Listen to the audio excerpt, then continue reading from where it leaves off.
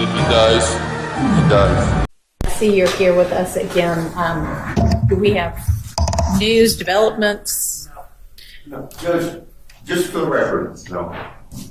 They wanted yesterday to go ahead and meet with my client and the doctor. I went over there, they went over there, and they listened to what the doctor had to say.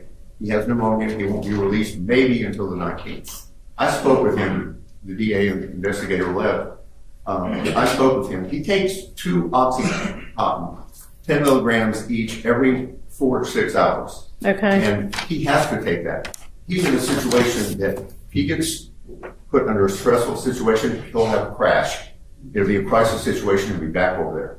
I spoke to him with State My Place. He said he made a statement 10 years ago. He said, I remember what happened yesterday sometimes. So he's in a bad situation. They have a statement. If they want to get the statement in, that's fine. But he is not going to take a stand respectfully. Well, he is if I tell him to. No, I am the law! I understand that. I'm not saying that. What I'm saying is he's not going to take the stand and have a clear head. He has to take his medication. And the doctor even made a comment when I asked him, about his mental ability to understand what's going on if he's taking this medication. He said no, he would have problems. So I would ask you allow me to prepare an order, allow him to go home. His grandmother died yesterday or the day before. He wants to go to the funeral. We will give you, he can wear a GPS monitor. He is not going anywhere. He's extremely sick. Ms. Love. Reasons that are apparent. We had someone there, and I was appreciative of Mr. Scheib going with us. We had someone there, and I was appreciative of Mr. Scheib going with us. But what the doctors said is that medication would not affect his ability to recall, to think clearly. And in fact, he could have been released as early as today.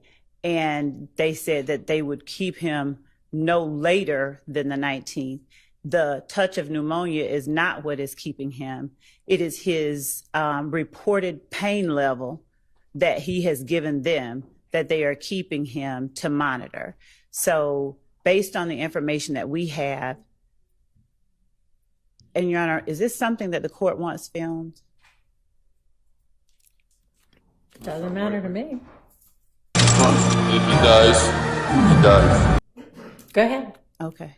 Based on the information that we have, I don't believe that a conversation regarding where he goes from the hospital beyond here is necessary, because once he is released, we would like him to be brought right here to put up his testimony before there's anything else that interferes with his appearance and compliance with the subpoena he's been served. All right. Just one more thing. I asked the district attorney yesterday, she gave me a copy of the material witness warrant. She said she would. And I will. We go ahead and allow us to speak to the doctor with the DA. I asked her for that this morning. She doesn't have it. So I think I'm entitled to that because I think there's some problems with it. But the only way I can address it is through you, because she's not giving it to me. She said she would. And Your Honor, I don't mind providing a copy of that to Mr. Scheib. The issue, and that's a wholly separate issue from the matter of what's going on right now. And I believe that part of what is happening is related to what Mr. Scheib and I conversed about 2 days ago that I will not broadcast to the world. But I believe that we need to handle his client's compliance with this subpoena and his appearance in court. And we'll give him whatever he needs. He hasn't told me what he believes is a problem with it. Well, I guess he hadn't seen it yet. Ms. Percival, we have a copy, don't we? We can give you a copy right now. Judge, what I'm asking is just release him, let him go back. I understand that's what you're asking, but I'm not going to do that. I already have given the okay that as long as... I never broke the law! I am the law! And it sounds like the doctors aren't saying that he's not able to testify. So if he's going to come from the hospital upon release to here to testify, that may be the best way to handle it, and then he'll be finished, and then he can. That's fine, just as long as the court understands if he's made to come here and put in a crisis situation, he could die. I mean, his situation is bad. And All right, well, I understand that that's what he is representing to you, but he also might potentially have reasons to want to make it seem as dire as possible, and I would think that we'd be able to trust the doctors with regard to trust the doctors with regard to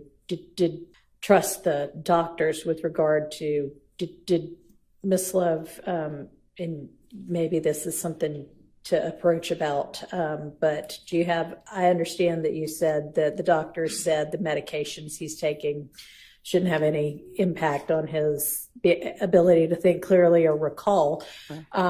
Did y'all at all discuss anything about, is he in some kind of a condition where any amount of stress is going to make him fall out and die? Well, yeah, I'm asking Ms. Lev. Hang on just a second. Actually, our investigator and another chief ADA went down there, and Ms. Lev, and maybe this is something to approach about, but do you have, I understand that you said that the doctors said the medications he's taking shouldn't have any impact on his ability to think clearly or recall. Did y'all at all discuss anything about, is he in some kind of a condition where any amount of stress is going to make him fall out and die? well, yeah, I'm asking Ms. Lev. Hang on just a second. This might be a really brief nuance that you might miss. Judge Whitaker is now taking the word of ADA Adrian Love over the word of the attorney, Mr. Scheib, that is there to advocate for Lil D. So rather than take what Mr. Scheib says and translate it as what the doctor had said, she's taking the word from Adrian Love, who was not there. An investigator was there. So Adrian Love is relaying a message from the doctor to the investigator to her, whereas Mr. Scheib was there talking to the doctor. This is some grimy work.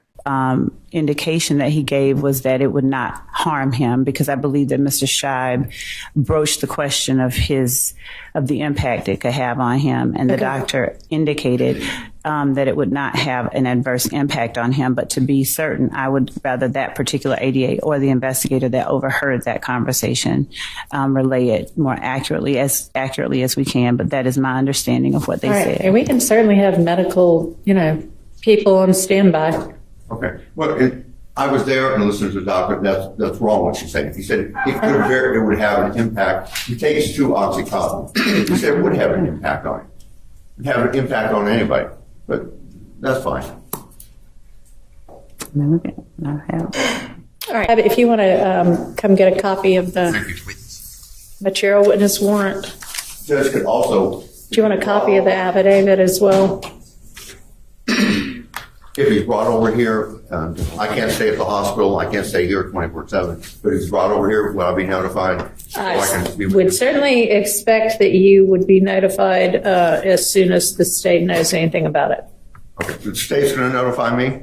Yeah, we would not. Yes, we would not have him. I'm not going to deal with him, Zachary, without Mr. Scheib. So yes, that's a yes, right? That is a yes. Okay. Thank you. All right. You're welcome. Hit that like for a deal with Christian. Yo, for a deal with Christian. Smash that bell for DWC. Yo, smash it. Just smash it. Hit that like for a deal with Christian. For a deal with Christian. Smash that bell for DWC. Yo, smash it. Just smash it.